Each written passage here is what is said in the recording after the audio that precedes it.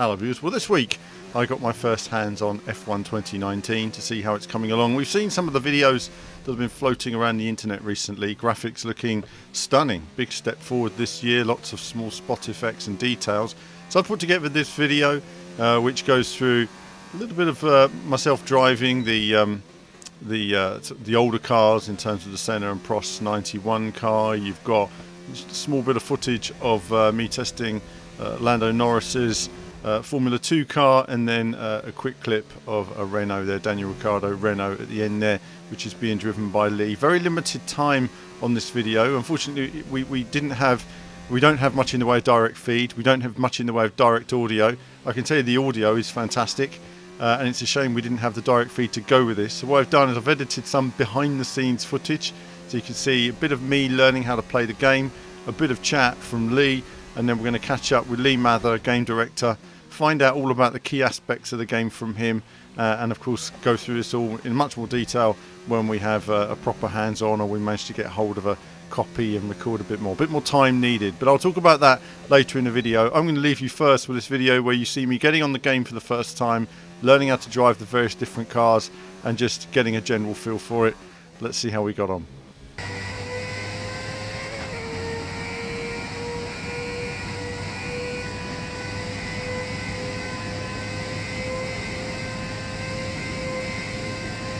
Yeah, so first off, you're driving the lovely new McLaren MP45B there, and you mentioned earlier on how you could pick out the detail and texture in the gloves and in the wheel, and how the track surface looks like it's got more detail in it, and how the trees obviously now have a lot more depth to them and they look more realistic. And it's not a case of there's thousands of little changes. It's the fact that we've made such strides with the lighting again in the game. So it's that actually helps to pick out those details that were already there all along. So everything's created to such a high level of detail that the way it's lit is what really picks out the detail in it and really showcases it in the game.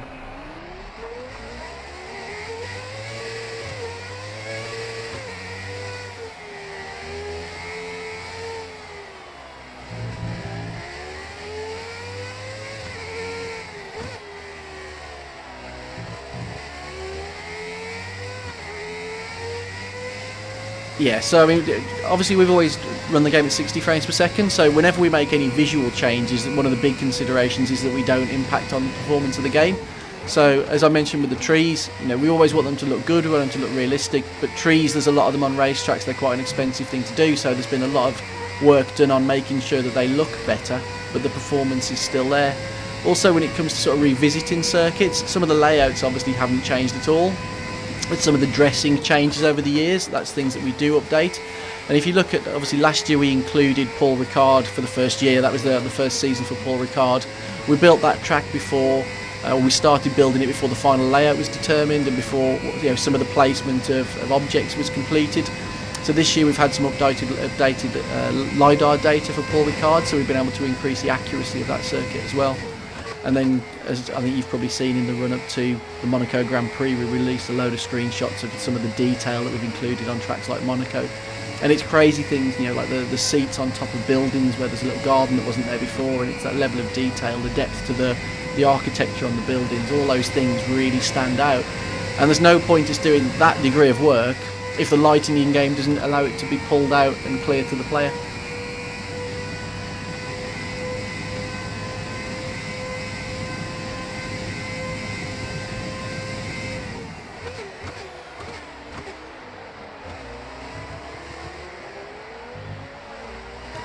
I think something that just really stood out to me then was you would go flying down the straight, or here as well, when you go under the trees, the way the shadow sort of reflects across the car in that way, it really gives that depth to being in the scene. And I think looking at the other cars around you as well, the way they're lit, they sit very naturally on the track. I know it's often hard to balance, especially in a racing game, that kind of overly saturated look that some people seem to like, or a more natural, soft and more realistic tone, and I think we've got a really good balance this year. The gains are definitely made in the tyres again this year. Obviously the graphs have all been reworked to give that slight, I think it's probably a slight change in where the peak slip is in the tyre and how it behaves once it goes beyond peak slip. So you obviously in Senna's McLaren, you should maybe try Prost's Ferrari next. Yes. You can see the contrast. You'll certainly notice the feel, but the audio is vastly different as well. Yeah, we get feedback. We obviously, or Dave himself and Steve, they watch a lot of the videos on how the drivers would talk about those cars during that era. Yeah. Again, as we've always said, we always start off with all of the facts that we know about the car. That goes into the physics. The tyre models obviously is something slightly different. That requires a little bit more trial and error to get the car to behave how it's perceived to have behaved during that era. Things like the licensing, the main thing that comes back from that for us is that it was an era where cigarette and alcohol advertising was on cars, so obviously we exclude all of those. Capturing the audio is always a challenge as well, trying to find a car of that type, of that era, of that engine type that's able to run, that we can capture. But the models themselves, if we can't get to actually photograph or scan one of the cars, there's always good reference out there that we can get hold of, but more often than not we can actually visit the factories where a lot of these cars are still in storage and 3D scan them.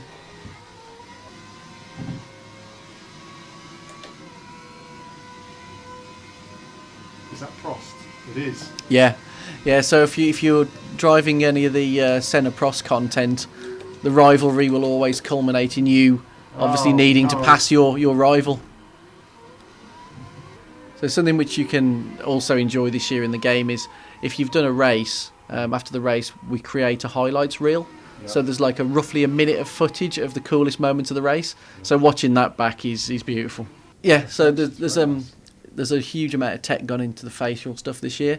Not just so that they look that good, but because, as I mentioned earlier on, in the F2 you've now got the feeder series stuff where you've got the two rivals.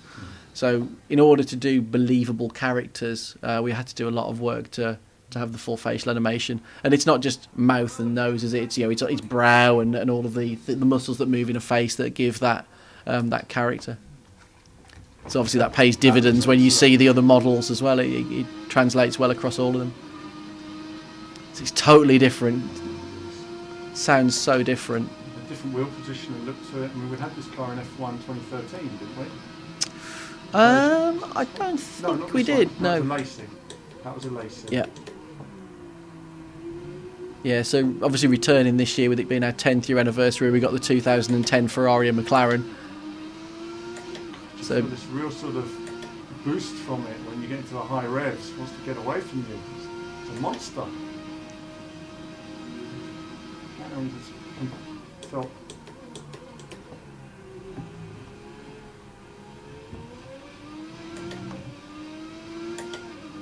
You certainly have to hold on. You do with this car, yeah, and the force feedback is set quite high, so.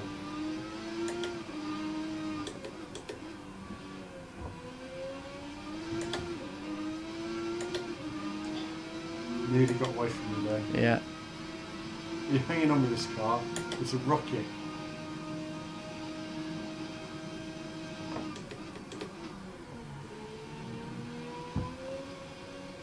It looks more nimble through there.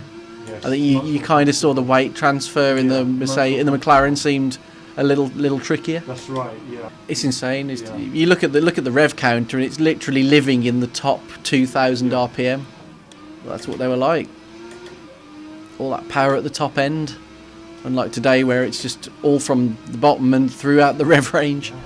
I don't know if it is the case that McLaren looks the longer car and it feels the longer car to drive. It feels like it's got a longer wheelbase. It certainly feels a little bit more cumbersome at times to turn in, but the power delivery is just very, very different. Yeah, it was more challenging this time. It's subtle as well. Good difficulty curve. Yeah. Had to push much harder. He's not giving up, is he? No. He's coming back at you. Dare he?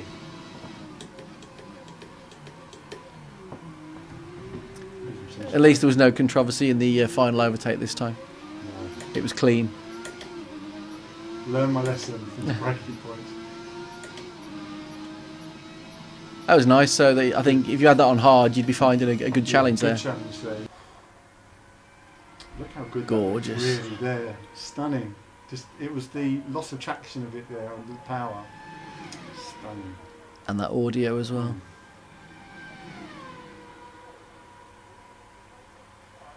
Really nice.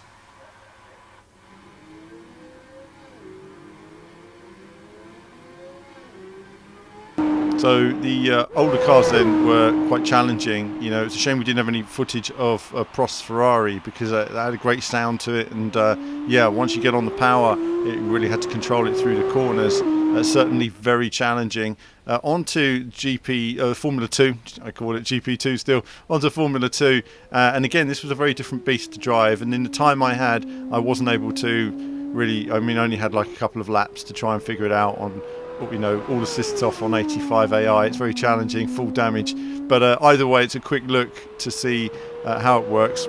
Again, when I get this GP2 car, Lee explains some of the nuances of it in terms of the weight, in terms of the braking. I think it'd be interesting to see how different it is to drive to the Formula 1 cars. Certainly very exciting, another good addition, and great audio as well. Shame we don't have it on this video, but I'll let you watch a bit of that. So there's another prime example of the improvement in asset quality. Yes. Look at that. Yep. Stunning. Look at the new locations, at the new buildings. Look at the guys cleaning the pit lane. It's just such attention to detail. It just adds such a richness. So I'll warn you, first thing to remember with the F2 cars is the braking distances are significantly longer. That's the first thing you'll notice. And they weigh a little more as well, so be ready for the turning. They're really, really engrossing to drive when you get into them. And we always thought that the F2 cars would be a great introduction because they're slightly slower. So you don't come barreling into the braking zone that fast and braking that late. So it just gives you a little bit more time to make mistakes and to correct them. I mean, something I didn't mention earlier, I noticed the commentators. So we've got Alex Jackson, we've got Davide Velasecchi doing the intros for the Formula 2. So it's always trying to keep it as close to real life as possible, keep it legit. I've been watching too much Obsessed Garage, that's the problem. He always says legit or dialed in. If I start saying that, slap me. I've got to admit, I have used dialed in once or twice lately.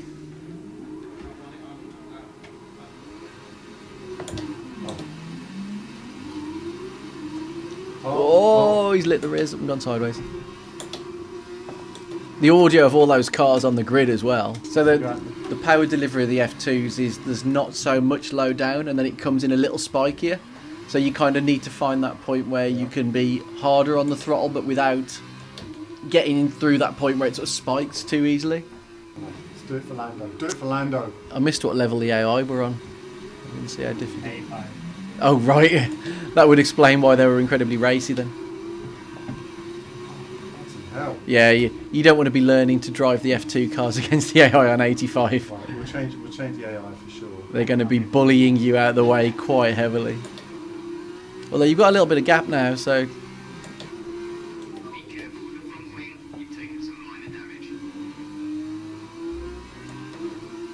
I think through this corner here, you straight away realise just how... Yep.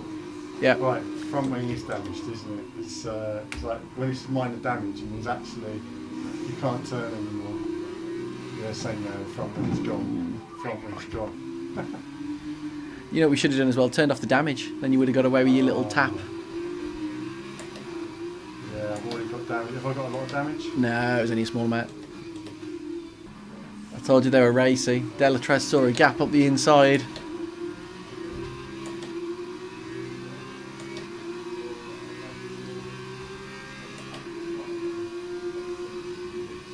Ooh, he's gone defensive. Oh no, he's good. Yeah, I thought I was going to say, I wasn't sure if he was going to try and take the move then, but he was actually going defensive on you.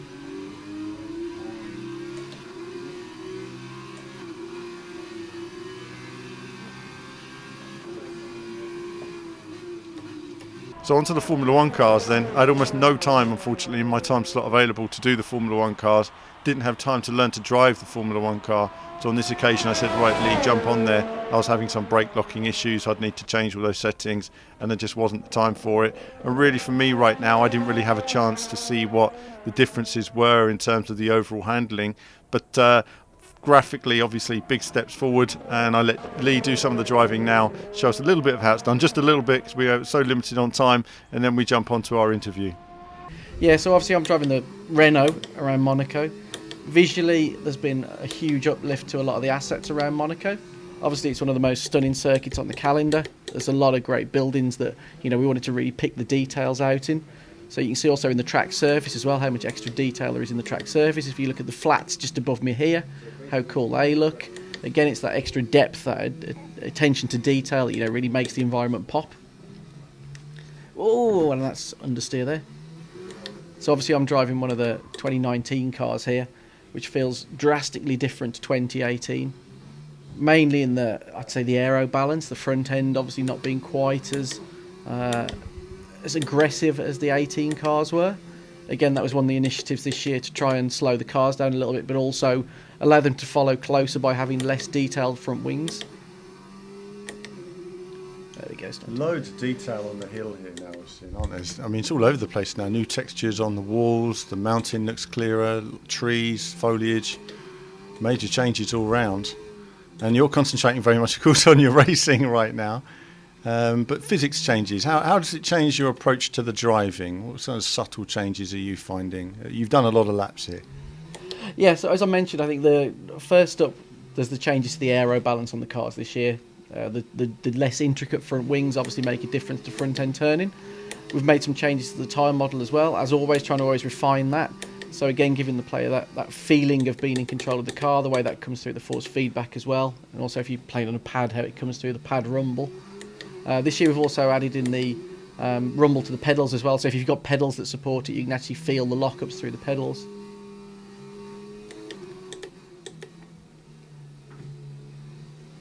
It's always a tricky circuit. It's so easy to just get it wrong. And Lee skillfully taking us round, final corner, down a final straight. And that was an impressive little tour on Monaco. Thank you, Lee. So I always like to play the game first, see what a bit of it's like, then get on to our interview and find out a bit more about it. So big thanks to Lee for a little bit of time there on the actual driving, and now it's on to the actual chat about the game itself, learn a bit more about the game and some of the key elements in it. Let's see what he had to say. Okay, yeah, so probably the most most noticeable change this year in F1 2019 is the inclusion of the Formula 2 series. So something we always wanted to do was to not only include Formula 2 as a way for the player to move from this feeder series into Formula 1, but to allow us to build a journey, to build a story, to build relationships, which is something that's key in the world of Formula 1. You see drivers arrive in Formula 1 and they've got a history with other drivers, with other teams, and that's something we wanted to recreate. So by bringing the player in through the Formula 2, they'll take part in 3 races. 2 of them will contain some sort of event that the player has to handle. The final one will be a straight race for the championship, and then the outcome will determine which sort of what sort of contract they get when they move into Formula 1. But probably what's key about it is not only will you come through with the drivers who graduated in the sport from 2018 Formula 2 into 2019, but you'll be joined by 2 new characters that we've added to the game. One's very much a friendly teammate, the other one's more of an antagonistic rival, and you'll obviously interact with them on the track and also through the cutscenes after the feeder series events. So when you move into Formula 1, you've got a vested interest in these characters. You'll really want to beat them, you'll really want to challenge them on circuit. And we often find that through testing the game, people are racing against these 2 rivals, moving into Formula 1 and instantly feeling that urge to definitely beat their rival, to have that story continue from the Formula 2 into the Formula 1. So it's all about creating a believable driver journey, as you see in real Formula 1. As always, we're staying true to the world of Formula 1 when it comes to the rules and changes in those areas.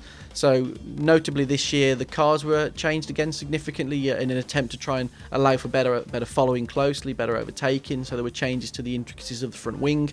So obviously the handling of the 2019 cars differs quite significantly from 2018. Beyond that, obviously the sports had a tweak to the rules as well. So we've seen now the addition of the extra point for the fastest lap in the race. So obviously we've included that. There's also the tweak to the way that the tyres are now presented to the player. So there's now, instead of 7 slick compounds, there's 5, but 3 are available per race weekend, and they're labelled differently to how they were in the 2018 season. So again, we've always striving to replicate Formula 1 accurately, but not only Formula 1 this year, Formula 2. So we also include the rules and regulations that go around Formula 2, including the way the weekend's structured, including the unique Monaco qualifying sessions that they run. So from an online perspective, there's significant areas of change this year in the game. So first up, the new structure of the front end has allowed us to input an esports specific area in the game. So in the esports area, you'll be able to take part in the qualifying events. You'll be able to unlock unique customization items, which you can apply to the multiplayer car outside of the esports area. And you'll also be able to view races live from within there, and also previous races, check out results, and generally keep abreast of all of the esports information. Moving more into the general multiplayer, we've added the ability for the players now to create leagues within the game. So what we wanted to do was allow players to not only create but join leagues that suit their schedule. So it may be, I know I'm going to be free on a Monday evening, so I search for a league that runs in Europe, runs tracks I like, runs at a difficulty sort of level, a level of skill that I'm comfortable, and I can enter that league and know that on a Monday night, 7 PM, that league will be up and running. Whether the admin's there or not, that league will run. It's scheduled to run on the server, and it'll be present for you to enter and join those races. Beyond that, I mean, I mentioned briefly that there's customization items you can unlock by taking part in the esports qualifiers, for example. If you actually just race as part of the weekly events, which are new in the game this year, so you can do a weekly Grand Prix or a weekly Classic Grand Prix, where beginning of the week you'll qualify, towards the end of the week you'll beginning of the week you'll practice, towards the end of the week you'll qualify, and then at the weekend you'll be scheduled to enter a race. You earn competition points from entering those events, which can then be spent on customization items.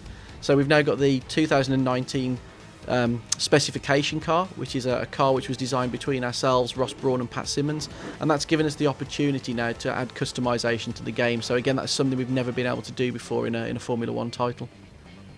I think probably what the F2 has given us the opportunity to create a journey, the opportunity to add, again, another area of character, but also a bit of sort of human contact, a bit of humour. You know, it's great to have those cutscenes where you see the reaction and the behaviour of the two rivals that you race against. You know, one of them who, even though he's your teammate, if you've done something maybe towards him that he's not so happy with, he'll be quite firm about that, but you know, he's fair. And then you've got the other character who's literally there to wind you up, to make you want to beat him on track. You know, we wanted to cast somebody who you instantly felt that he was rubbing you up the wrong way, you know, and that's something I think really generates a different feeling that you get from a lot of racing games. It's something that's unique. Not only do an amazing racing system, you know, we've got an amazing on-track experience, but we inject something very different to it with the character elements as well.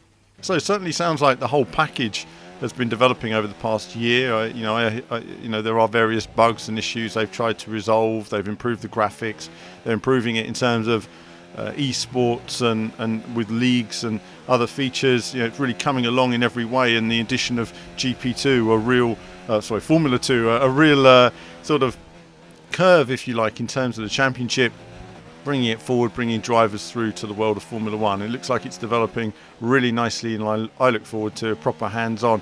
Didn't have enough time for hands-on this occasion. I've got barely any footage to show you guys from it, unfortunately, because all of it was meant to be direct feed, and we had a few issues with the direct feed, and unfortunately that's it. There's not much to show you at this stage, but either way, that's been it for this F1 preview, and I look forward to a proper hands-on. We can go through it all in a lot more detail and see how they've moved forward, but I, for one, very impressed with what I've seen so far. This really is another stage in development of Formula 1, and it's looking so realistic now. It really is sort of giving us a direction of the future. You can see where it's going, and I can't wait to see what it's going to look like on next gen systems. But that's it from me for now. As ever, more soon.